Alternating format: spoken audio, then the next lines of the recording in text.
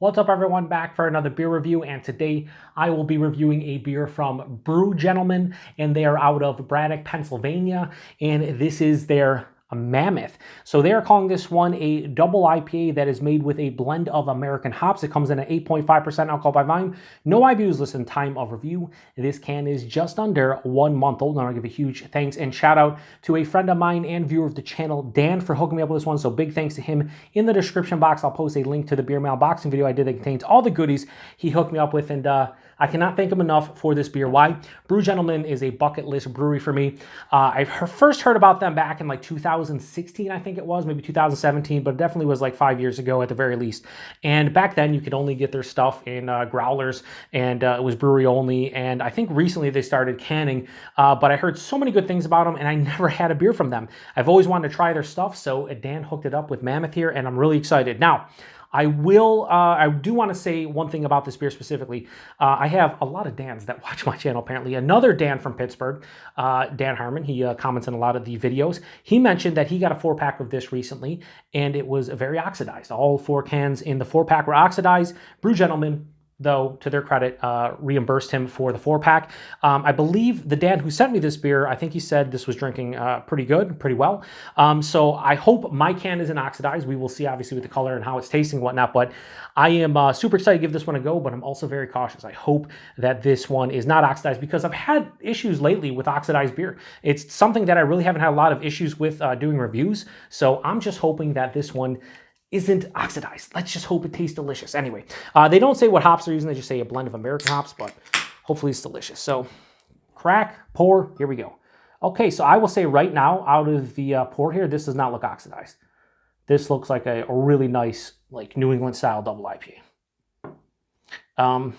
Yeah, so they call this one a winter double IPA. I don't know what that means. So yeah, I mean, it has that deeper, darker honey orange color, but I've had so many other half beers that look like this that aren't oxidized. So it has about a little bit over a 2 finger of this super creamy, off-white, almost light tannish looking head. Camera's probably gonna just look bright white, but that looks like a beautiful beer. It's murky, it's turbid. That's kind of what I expected from this beer. Hopefully the nose is great. Okay, so the nose isn't like amazing, but it's pretty good. Okay.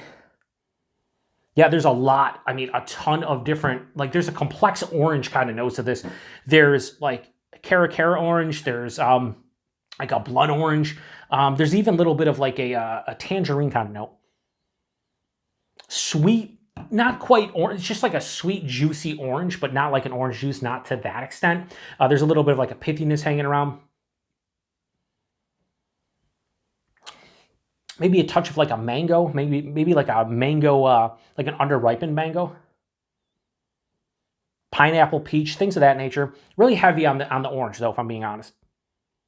So a little bit of like an earthy, is that like an earthy kind of like, yeah, like a green kind of earthy, like I mentioned this before, tomato stalk, or like, you know, grassiness, or like just a soil kind of aroma. Oh, it smells really good, honestly. Yeah, it smells really good. It's not overly complex or like blowing me away, but it's making my mouth water. I love the complexity of the orange and the citrus in general.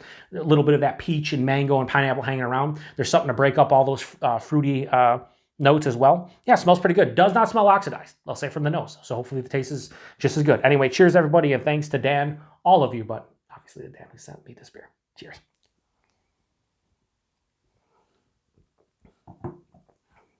All right, that's not oxidized, not at all. Nope. It's nice. It's pretty nice, honestly.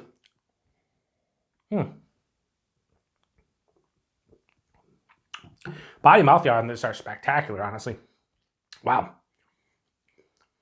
Go back in for another sip. The body of this is like higher side of medium, lower side of full. It's hefty at 8.5%. And I've mentioned this before, like when you start getting into higher double IPA range or lower triple IPA range, like between say 8.5 to 10.5%, I like them a little bit thinner, but something about this body being a little bit more fuller, it does something for me, I don't know. The mouthfeel, super soft, really smooth. There's some creaminess here. This is my first beer from Brew Gentlemen, so I can't speak to the quality of like all their bodies and mouthfeels, but this is really good. This is, to me, like in the upper echelon of body and mouthfeels. Like if I get a mouthfeel of a double IPA like this, I am ecstatic. Like I'm super happy. So, and I just love the fucking lacing. It doesn't really mean much, but man. Taste. Nose carries over about 95%. A ton of complex orange, blood orange, cara oranges. Again, tangerine, like cuties. A lot of juicy, fresh, sweeter citrus fruits.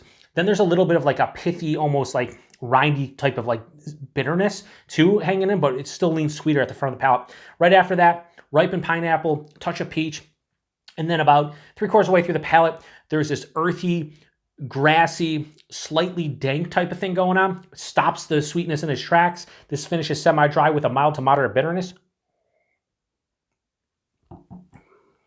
Man, I would drink this beer for the mouthfeel alone, honestly. Body and mouthfeel alone, spectacular. Is this like an amazing double IPA? No. I'm not going to sit here and bullshit you and say this is like, you know, a 5 out of 5 top tier. The positive of this one is I can't taste the 8.5%. That's crazy. The 8.5% is just like non-existent. This is like another half, 8 to 8.5%, where like you're drinking and you'd be like, oh, it's 6%. That's kind of what I'm getting here. The body and the mouthfeel are spectacular. The taste isn't amazing, but it's really nice. It's really good.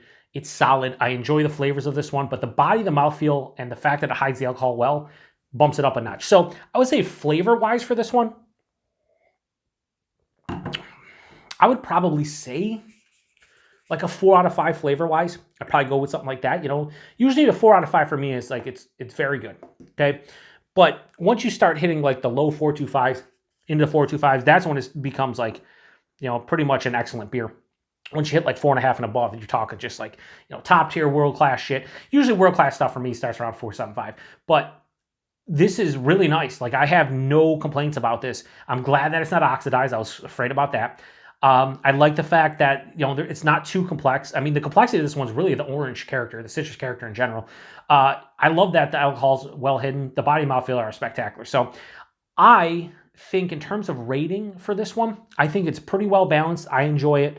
And my first Brew Gentlemen, I'm not disappointed with. I was actually, again, flavors are 4, but because of the body, the mouthfeel, and the well-hidden alcohol, I have no problems giving Mammoth from Brew Gentlemen. This is going to get a straight 4.25 out of 5. I think that's a fair score for what I'm drinking. Again, not top tier, but really good for what it is. You know, just under a month old, drinking extremely well. Yeah, really nice. Not much to complain about, honestly. To get this higher, obviously, I want, you know, just more fruit.